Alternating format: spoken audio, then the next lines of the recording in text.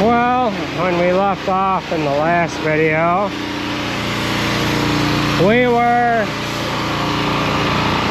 getting the baler blown off, the chopper, and the combine. We've got those machines all blown off because we're done with third cutting, we're done with wheat, and we're done baling straw. The next order of business is we have to get this tractor hooked onto a grain drill. So Jacob, he went and blew this machine off, then he washed it. Looks like brand new now, Bob. Yeah. I'm gonna go put it away in a while. The frickin' motor and the sound loader's burned up.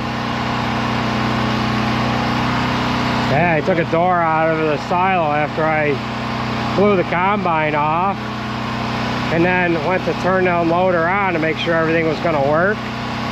And now I had to go back up in there and had Nate turn it on, and it just went real slow.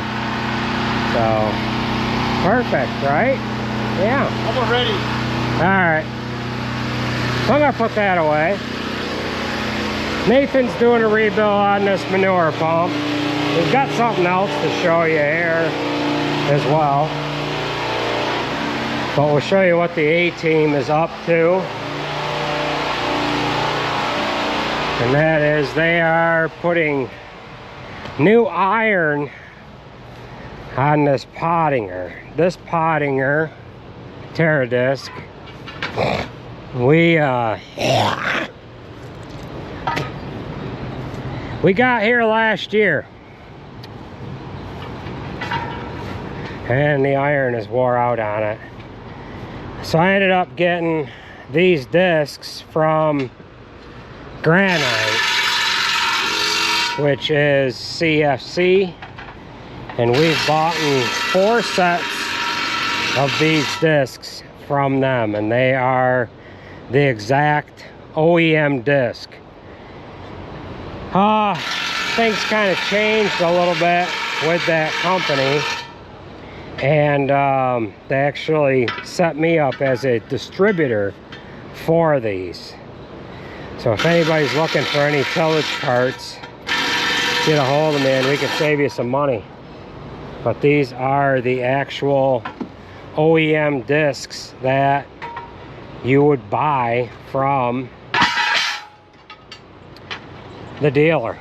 The dealer buys all their stuff from Granite as well. So they're putting iron on this. Got little Andrew and Whitaker. But it's a warm one today, ain't it? Yeah. But we covered bunk yesterday, and I don't know what's worse, covering bunk or doing this. So, all right, they got a forklift on that other side holding this unit up, so they're working safely, right, Bob? Yep. Yeah. Well, the shade will be in your favor in a couple hours. So. They're telling us to slow down. Yeah. All right, so we're going to show you guys something that just rolled in here. I'll be down to it here in a minute. All right, so this is what we have to show you here. We ended up picking up another manure tanker from Ainsworth. His guy just dropped it off 10 minutes ago. I don't know the particulars on it. Jared ordered it, and he dealt with Chuck himself. So what is this one? How many gallons is it? 8,400. 84. This one was cut down, obviously, too. So this one, what did it start out as? We can look on the other side. Probably 9,000. So this is where they welded this one here back together. Oh. It's a heel, or hail. Non-capacity front to rear 3,000, 1,500, 1,700, 3,000, 9,200 gallons. 92, so it was a 9,200 gallon, shortened a few feet, and yeah, this has the in-tank agitation. What else is different? I didn't put on that thing.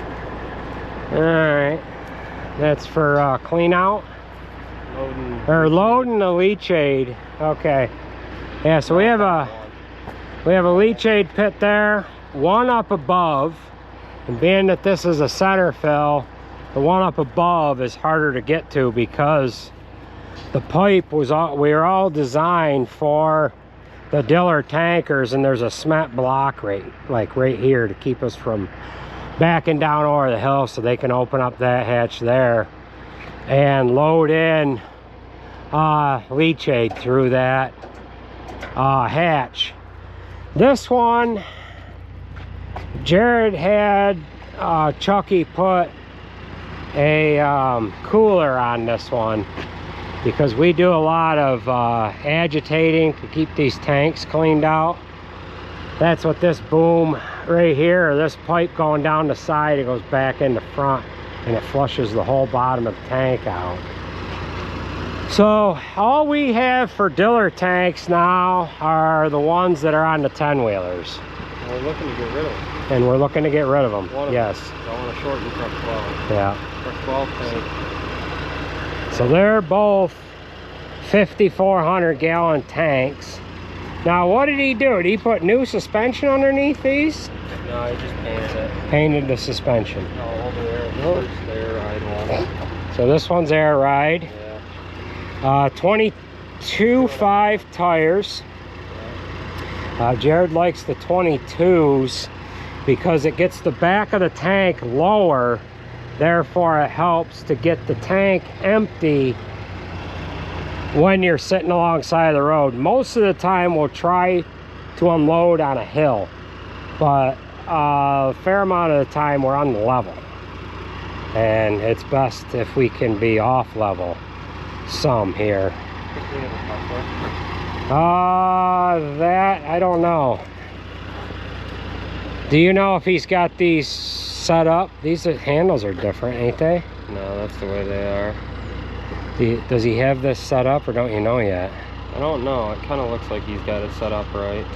Okay. What do you change on these again? I make it so when you're spread plating in the field, you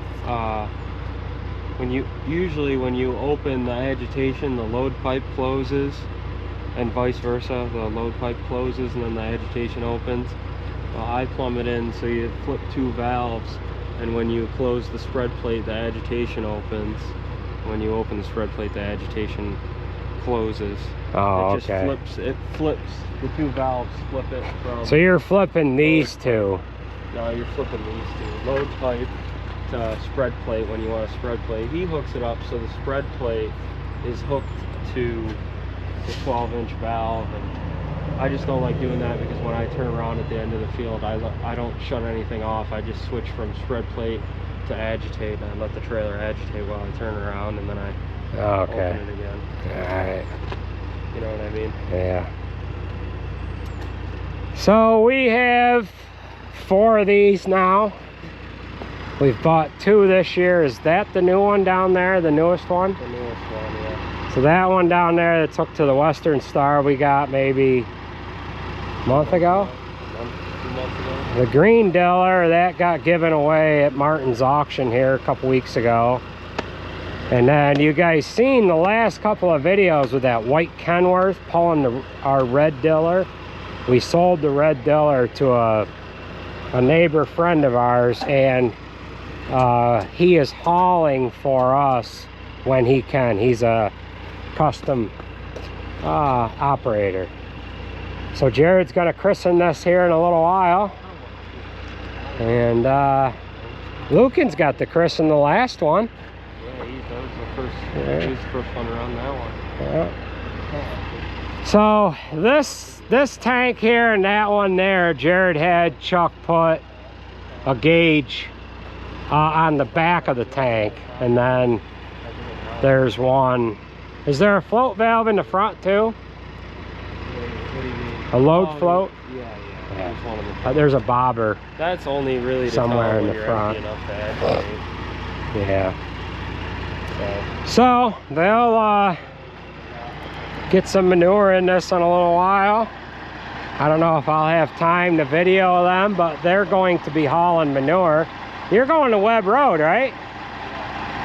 They're going to be hauling manure up where we're going to be putting Balors away, and maybe I'll get some, maybe I'll be able to accidentally get some footage where they're going to be spreading at. We can just kind of sneak in. But that is a pretty slick looking tank, all aluminum.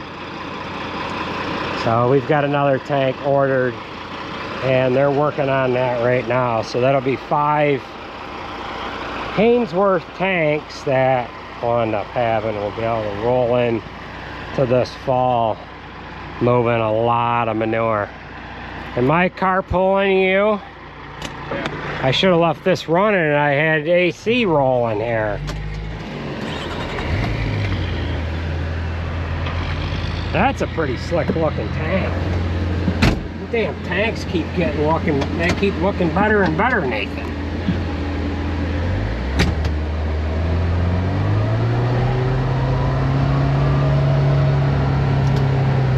I wonder if I got any pisser fluid. Oh my God, I got pisser fluid in there.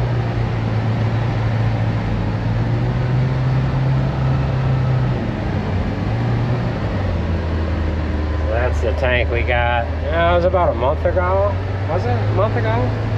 Somewhere around there. Middle of June. I think we went and got it right after first cutting, right? After you got done planting.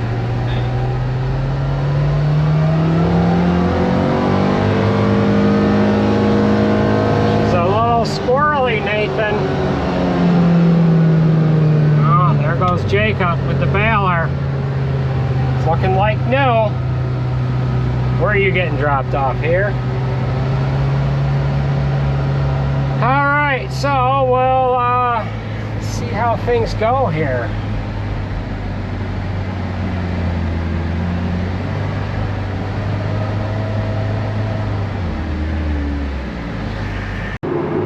All right, so we're going to get this baler put away. There's Alex right now, coming back to get a load of manure. Tim is over to my uncle's place, helping them haul today.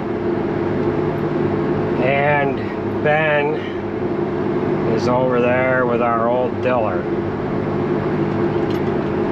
So we'll be to Lafayette here in a little while with this contraption. Get it put away and get the grain drill home. We need to service it and get it ready to put seeds in.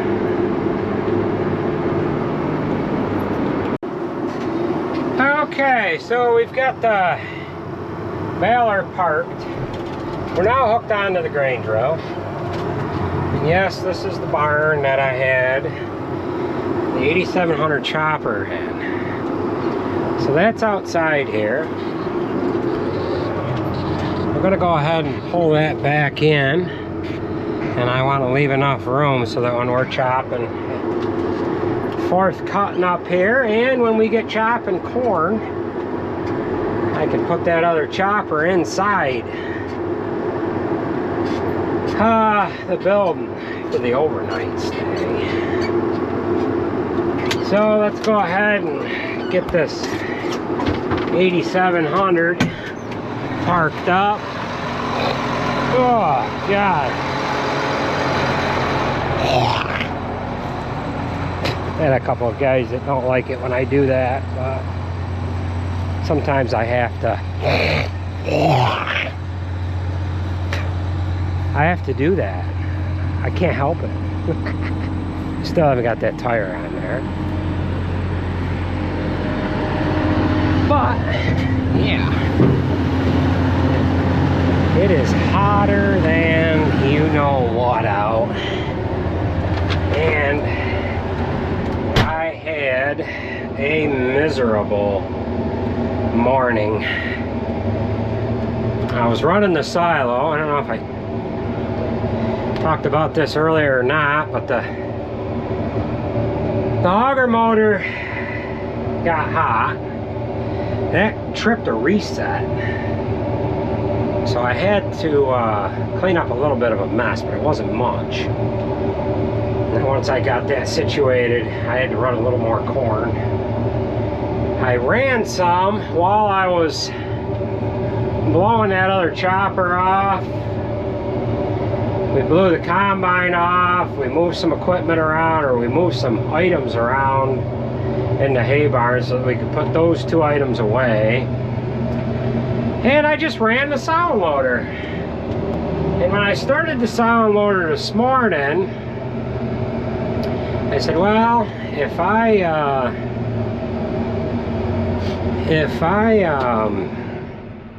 I said, I won't need to take a door out. I'll have to take it. I don't need to take a door out today. I'll have to take a door out tomorrow. But as it turns out, while I was up there blowing equipment off, I seen that. I said, you know, I might as well run a little more corn out than what I need. And then I could take a door out because I wanted to take a shower after I got that equipment blown off. I was itching and scratching like crazy after blowing that combine off. And then part of the baler, Jacob did most of the baler. I finished it up, but all them hairs from that bearded wheat, they make you itch like crazy. So I said, long as I have to take a shower, I'm going to take a shower. It'd be nice to go up in the silo. So I lowered the silo loader and got down on the ground, started the silo loader up to make sure everything was going to run for morning. And the silo loader amp meter went way over to the right. I said, well, that's not good. I tried it a couple of times. It did that. So I said, well, I need to go up in there, and I don't know if I need a start and or run capacitor, or if the motor's bad. That's got a big 10 horse single phase motor on it. And yeah, that well, I was going to drive by the field that they're spreading. I'll turn around and go the other way, go around the block. So we got to get that sorted tomorrow. I actually called Center State to see if they would come and take a look at it, because if I go searching for parts and get the wrong part one time and waste a bunch of time, then we won't have enough corn for Thursday's feeding. I've got enough for Wednesday's feed, but I don't have enough for Thursday. So we've got somebody to help us out with that. They're going to come and take a look at it in the morning. So we'll go around the block the other way. We'll go by the field that Alex was spreading in, and by chance Jared might be there with that new tanker. He did send me a picture of the oil cooler, and the stinking oil cooler had a hole in it.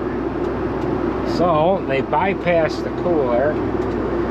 I told them to take it off, and we'll have to see if we can get it replaced, or just send it out and get it fixed. So yeah, all right, let's see if we can catch some manure spreading when we drive by the field. Yeah, the both of them, yeah. Andrew bush hogged that corn that was growing around the outside. So, all right. Okay, we'll see it.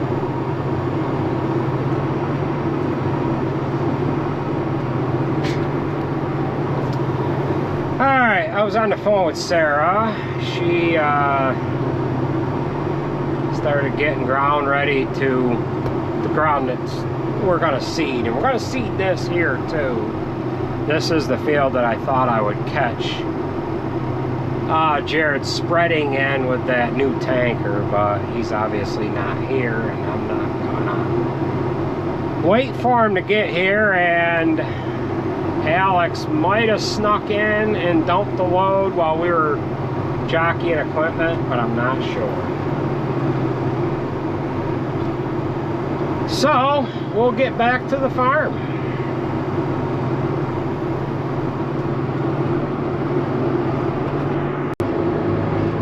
Well, we're not going to do this trip in one run, but where we had this grain drill parked, it was at a farm furthest to our east, and where we're going to be going with this grain drill is to a farm furthest to our north. So it would be nearly a 28-mile ride with this unit, but we do have to stop at the shop, and I want to run a grease gun around this. I feel like we greased it before we put it away, but I'm not sure. I don't remember.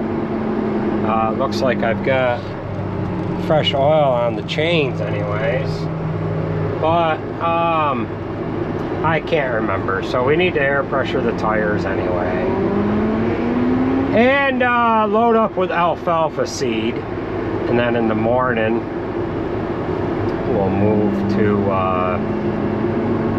Warner's to start putting seeds in. So we will be home in a while, and we'll get this get this grain drill ready for tomorrow.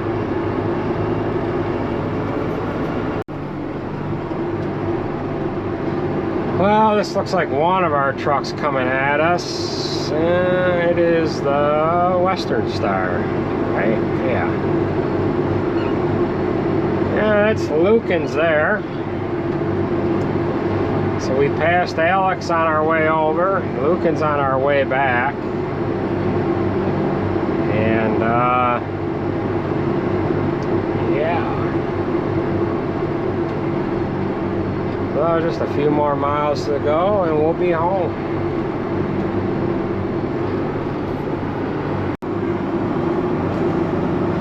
Oh, there he goes. Camera on just in time. So that is the first load of manure with the new trailer.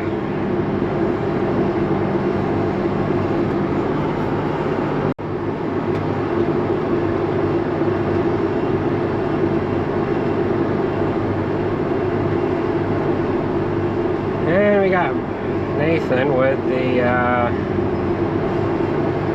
frac tank. So what they're going to do, being that we can't put enough manure down, field spreading, they're going to start injecting on top of that, of what they field spread. So Nathan will ride back with one of them trucks, and then he'll take a tanker over. He'll start filling that. Bang, bang.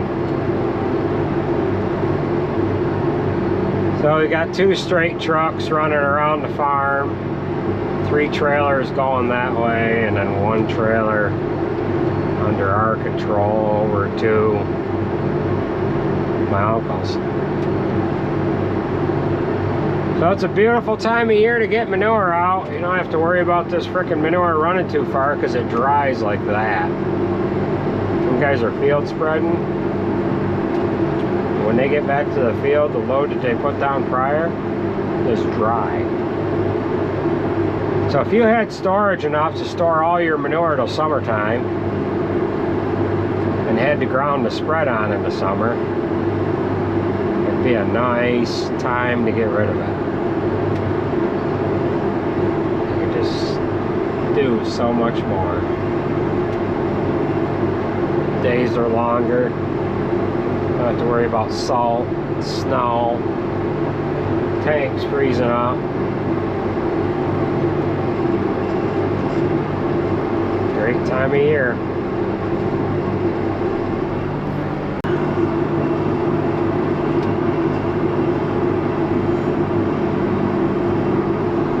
Yeah, no sand in that manure. Yeah.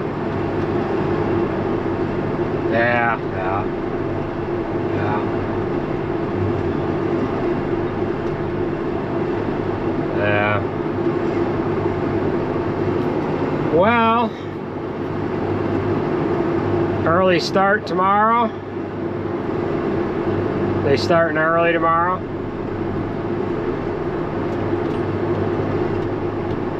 Okay. Well, we're into the following day. These guys have got all these discs on here. There's 80 of them in all. They went ahead and serviced it. And now Andrew's going to take it to the field and start disking. So this is,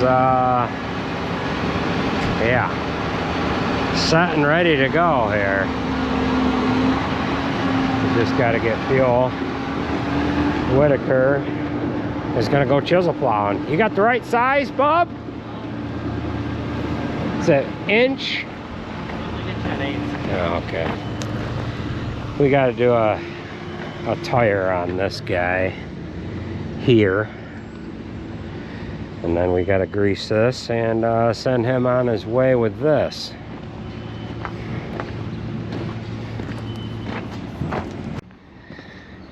Alright, so when we last talked to you guys, we were getting discs out of the driveway and chisel plows.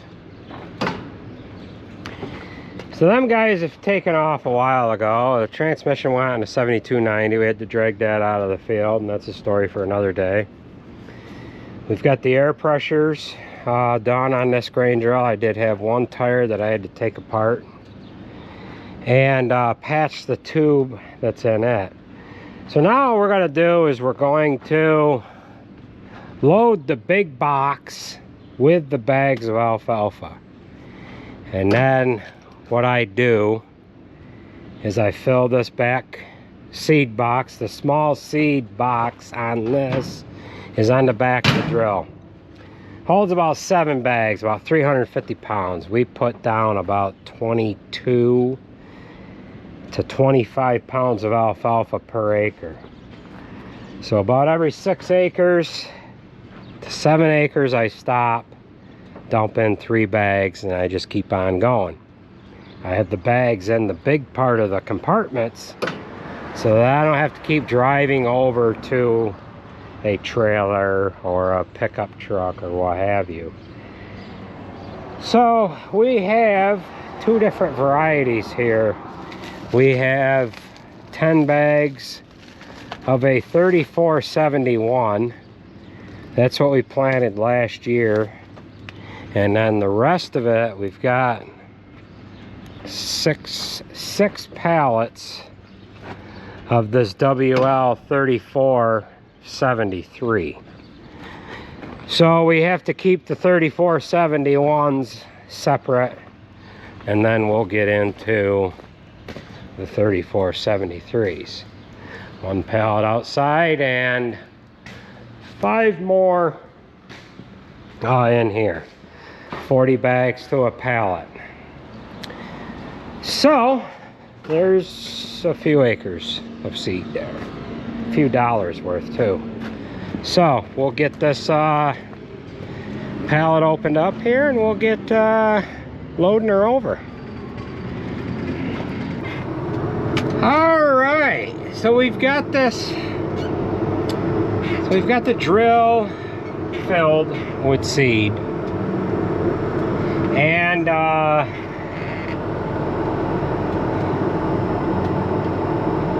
we got to fill with fuel and diesel exhaust fluid yet. I was able to get 75 bags of seed in the large box. I didn't put anything in the small box yet.